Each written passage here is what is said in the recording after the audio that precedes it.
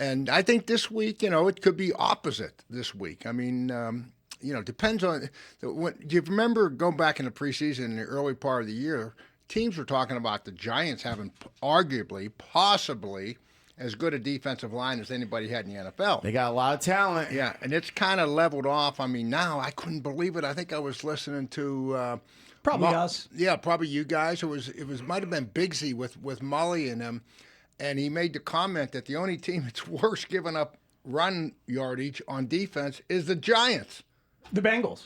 The Bengals. Yeah, Bengals and the Giants. Bengals 32nd, Giants 31st. So that shocks me a little bit, to be quite honest with you. But so I think this is a week when, obviously they're starting running backs out. They're great receivers, been hurt all year, and you got a rookie quarterback. I think this is the week where our defense gets a little bit healthier. Coach, were you going crazy watching the end of that game last week, though? It was insane. I mean, the odds of that, the percentages of them scoring and taking the lead, and then us coming back. I mean, it's. I don't think I've been around this game a long time, and I don't think I've ever been around one like that. Honestly, you as a defensive guy, a former head coach, yes, but a legendary defensive coordinator, linebacker coach before that, even. So you. Were you disgusted watching those two defenses at times? No, let me tell you something. I always looked at it this way, from a head coach's perspective. If we gave up, that many yards and touchdowns, I would look at it and say, are guys wide open? If receivers are wide open and they're catching the ball, now I'm calling my defensive coordinator in and saying, either they're not understanding what you're teaching, or this defensive scheme stinks. It's one of the two. But when you have players with their players in position and their guy is just better than your guy, he outjumps him or he runs faster than him, it's a player thing, So some of the catches that those guys had, the Bengals I'm talking about, were incredible. And some of the deep balls were perfect. Yeah, he said. T. Higgins. I mean, he said on one he didn't see the ball. Did you hear that one? Yeah, he didn't see it until he caught it. Yeah, until he hit his hands and then he grabbed it. I mean, now come on, Coach. How talented is that? So my point is that the Bears. It's not that they were out of position to give up that many yards. It's just that that the other guys made some plays. It was just crazy. And Flacco, yes, you're right. He wasn't going to get hit. His ball came out fast. Your guy, Flacco. My guy way back, Flacco. Yep. Matt Cavanaugh told you he was going to be a good one, right? He told me. So we invented an award for him. To try and keep him. To try to keep him after spring practice. But he had already made up. The kid that was our quarterback, Tyler Palko, he played in the league a few years, and Flacco was younger than him. So, you can't. God, that was a headache too. What'd you bring that up for? Well, no, but he was the guy. You trying to relax here, and you're bringing up. You said Tyler Palko. You guys can call me crazy, but I'm excited about Tyler Palko tonight. That was when we knew that Jaws was in trouble. You know what I mean? That Jaws was like. He said Who was that talking? Ron Jaworski was excited about Tyler Palko playing a Monday night game for the Chiefs, so we all knew, hey, it's probably time to move on. Yeah. Tyler Palko did beat the Bears, though. I remember that game. Did he really? He did. God, okay. Tyler. He was with Kansas City. They beat the Bears 10-3.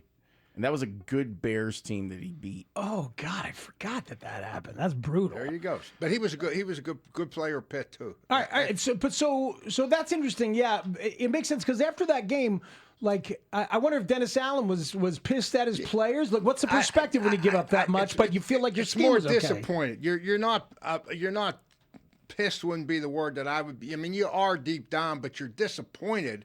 God, I mean, that's an ugly number for anybody to be talking about. 460 yards passing. 500.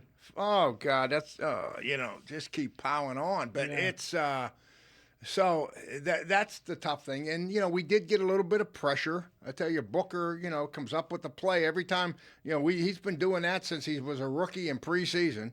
The guy is going to make. And what's interesting about pass rushers is if you go through and study pass rushers, the greatest ones.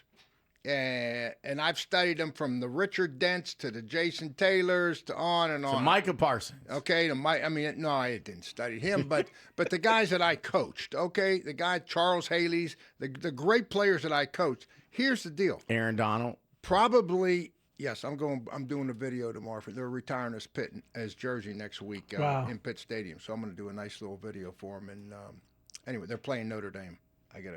That's another story. You got to bet with Dustin. I was looking for Dustin. What about Tanny? Tanny's a Notre Dame guy. Keep talking, Coach. We'll be drinking that Lou Holtz bourbon next week, all right? Oh, please. Tanny will put stones in the open if you win. Yeah. All right. So, but my point is with pass rushers, and we're talking about Austin Booker, if you study the sacks with great pass rushers, probably 1/3 of the pass rushers, it's technique. The guy gets beat on a rip move or an arm under or club, whatever it might be. And then the other 2/3 of sacks are just great effort. Guy that's got some ability and gives great effort.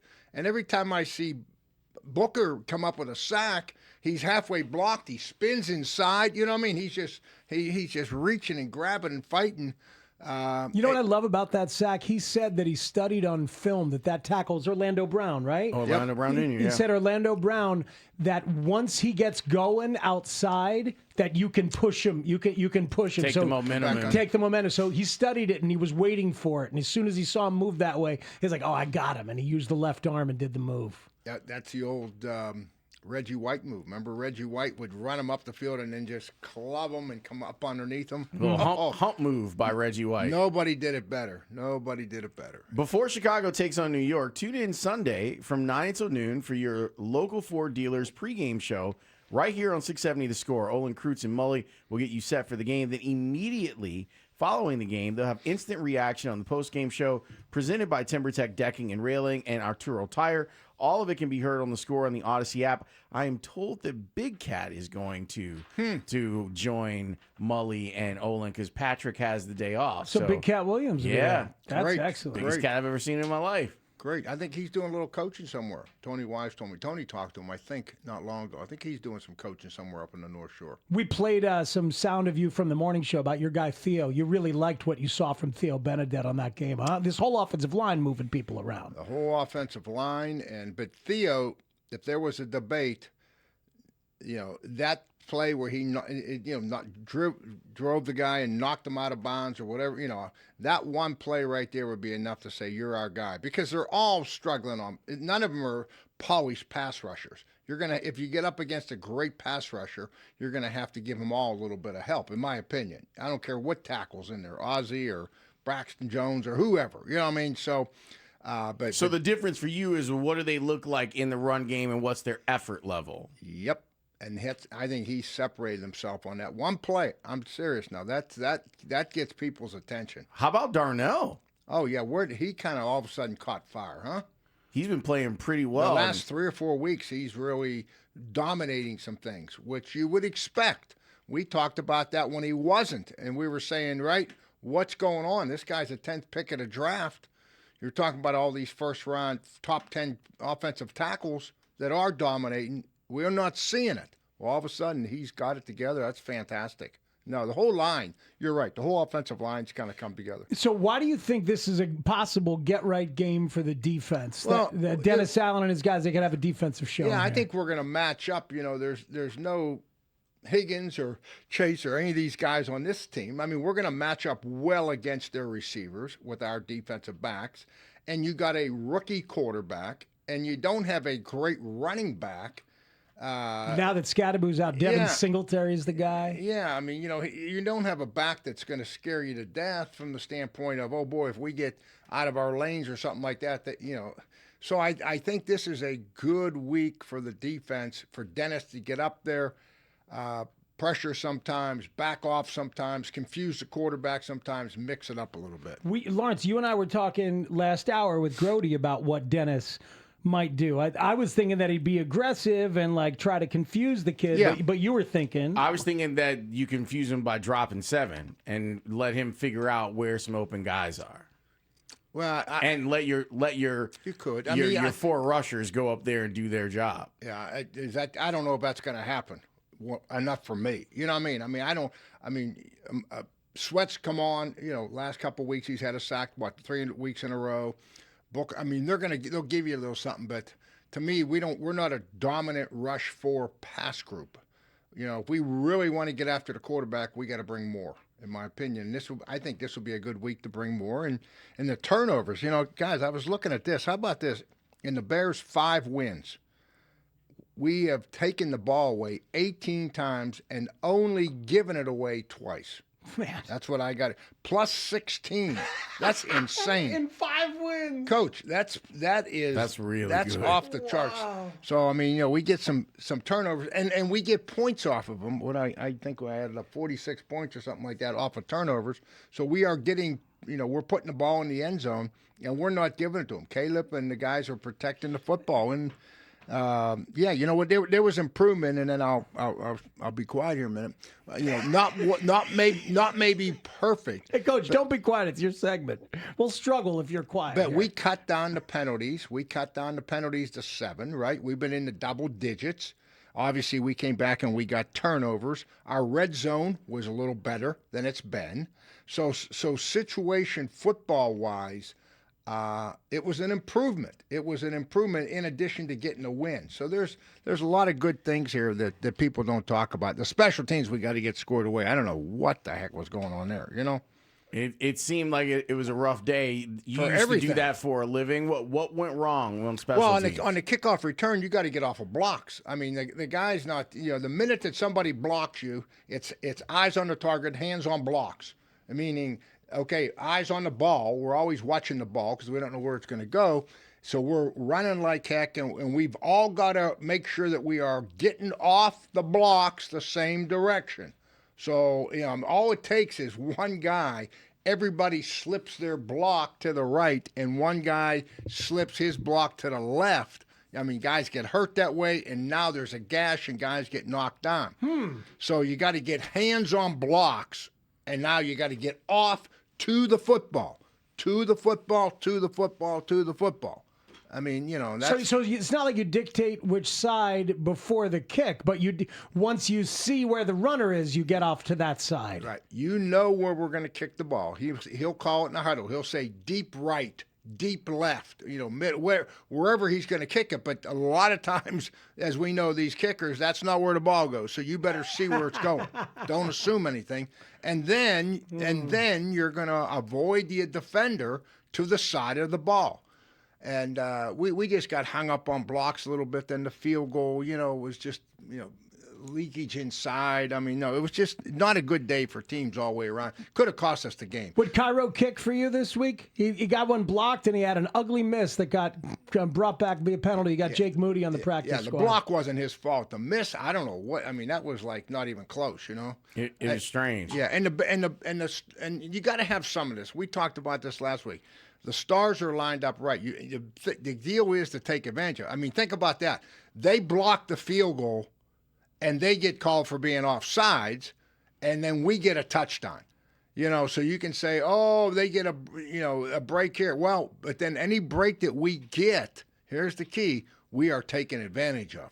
So they drop a ball on the ground. Washington does. Guess what we do? We take it down and kick a field goal and win the game. You know what I mean? So we are very we take advantage of, you put the ball on the ground, you turn it over, we're going to take advantage of it as an offense and put it in the end zone. And that is very, very important to winning a lot of games. It truly is. Speaks, I'm looking at the box score of this game, and I wouldn't go back to it unless I know that there is some stuff in here that will tickle you. Okay? Okay. So the Tyler Palko game against the Bears, this is October of 2011. December of 2011. All right, so I'm working here. It's Mac and Speaks, middays. Yes, sir. Tyler Palko goes 17 for 30 for 157 yards and 1 touchdown. The leading rusher for Kansas City in that game, Priest Holmes. Dexter McCluster. The second leading rusher was Thomas Jones. Oh, wow. There was another quarterback in this game for Kansas City that threw a pass. It was Kyle Orton. The top receiver for Kansas City in that game, Dwayne Bowe. Who was our quarterback? Who was Caleb Haney. No, the Bears. Yeah, Caleb Haney. Caleb Haney. Oh. And he had a rough day. And I'll get to that part of it, too. The second leading receiver for Kansas City was Dexter McCluster. The third leading receiver for that team was Steve Breston that day. Oh, wow. Now we go over to the Bears. Caleb Haney, 11 of 24, 133 yards, 3 interceptions. Oh, man. The leading rusher for the Bears that day was Marion Barber.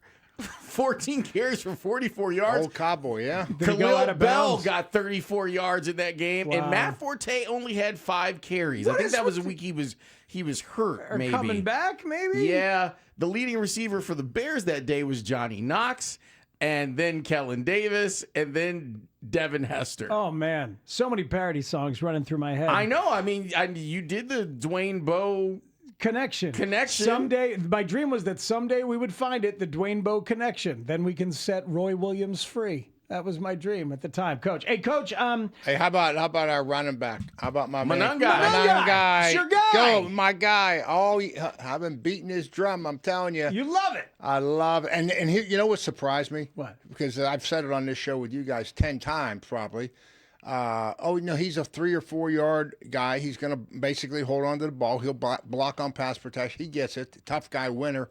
But the thing that he did have, he had 2 runs over like 15 yards. And give Ben Johnson credit. He handed him the ball on the outside zone, which Yeah. I didn't think he would. He tossed him the ball on a sweep. That 39-yarder. I mean, so he all of a sudden, he's starting to grow on Ben a little bit too, I think, which it would be a great compliment to DeAndre Swift. I think they're going to have their Sonic and Knuckles all of a sudden. Yeah, all of a sudden, I mean, this kid, you're not in the top 3 or lead the Big Ten in rushing by accident when you're at Rutgers. I mean, you're earning it. He is a 5'10", and he runs low. God, tackling him, hitting him head on is a full day's work. Look how that gets that. That's his guy. guy. God, That's the I'm best. serious now.